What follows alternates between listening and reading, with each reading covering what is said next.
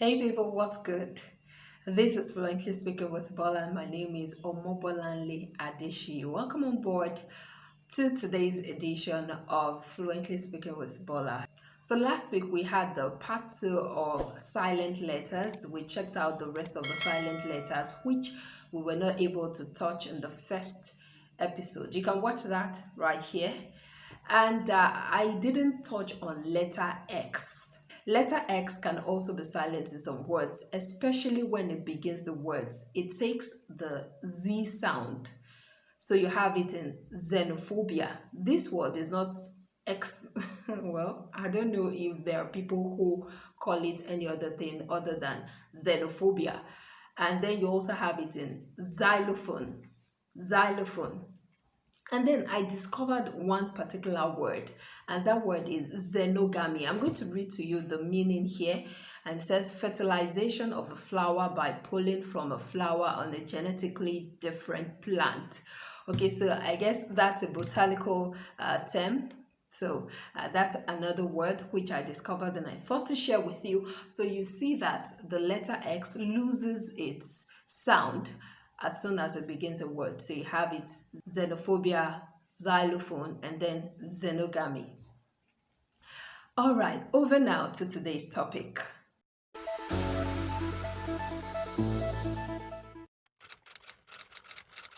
Today, our focus is on English words that are borrowed from the French language.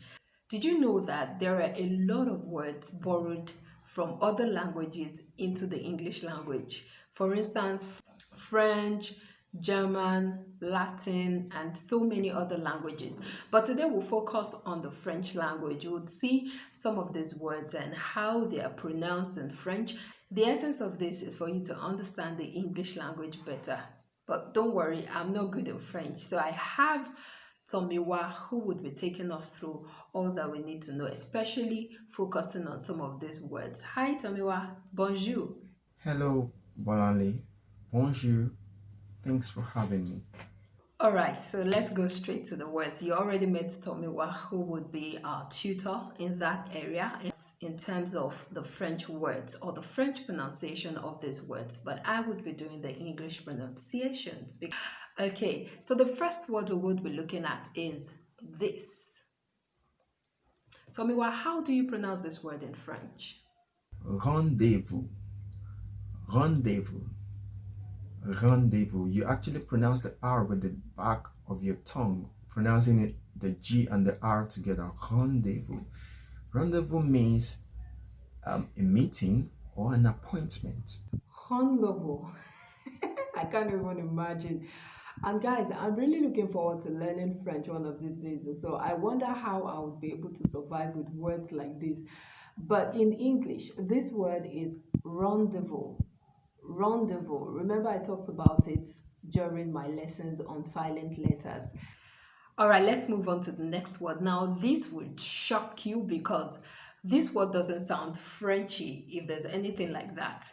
And the word is, tell me how do you pronounce this in French? Monnaie. Monnaie. And monnaie is the word used for change or little bits of money. It's actually a French word. So in English, we just modified it to become money. Wow, some serious revelation there. So money in English, money in French.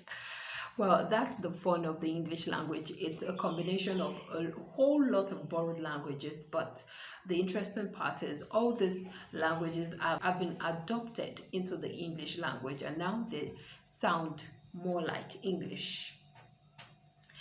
The next word we would be looking at is this. Souvenir. Souvenir. So souvenir means to follow. To follow. Okay.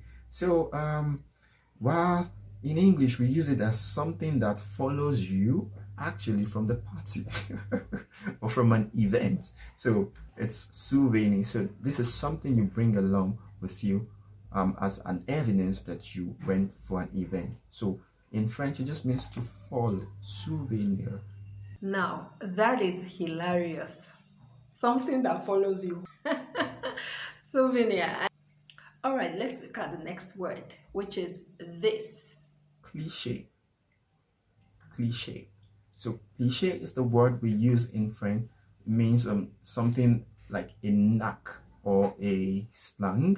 So it's something that's regular, something banal, something that occurs all the time. So it's cliche. So it's something you say all the time or something you just regularly do.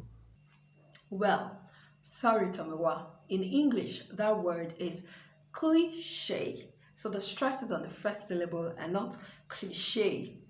That's okay if it's French, but in English, it is cliche.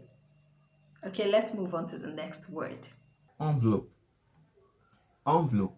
Now it's pronounced envelope and not envelope because it's a French word, the word of French origin, which comes from the word envelopper, which means to encapsulate something. Envelopper. That word is envelope in English. Envelope. I know some people try to call it envelope. In fact, there was a particular time I adopted that pronunciation too because I thought it was right. I didn't check my dictionary. Well, for French, it's okay to call it envelope, but for English, don't let me hear you say envelope. It is envelope. All right, guys, let's take a short break, visit the vocab spot, check out the word of the week, and then we'll be right back. Don't go anywhere.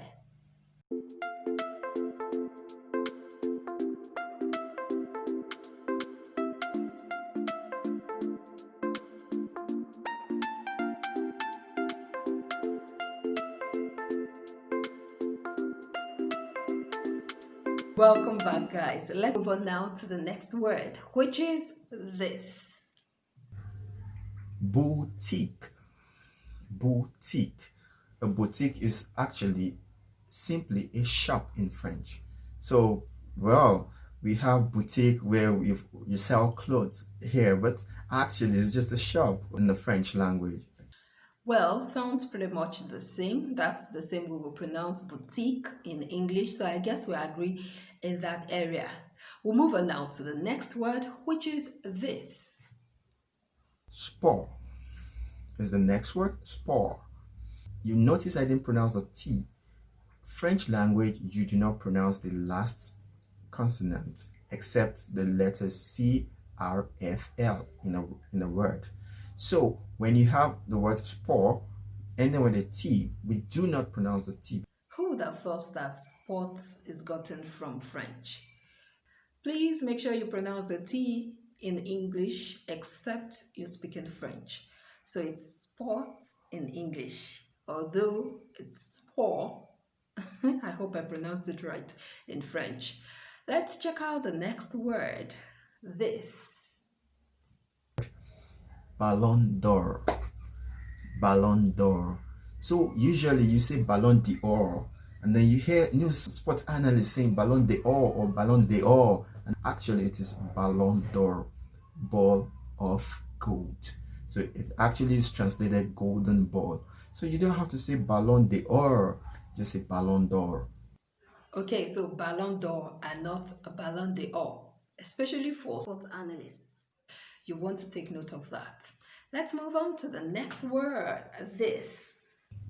Honnêteté is the word from which honesty emanated. So we have honnêteté is the French word for honesty. So in English, what we just did is to call the word honesty.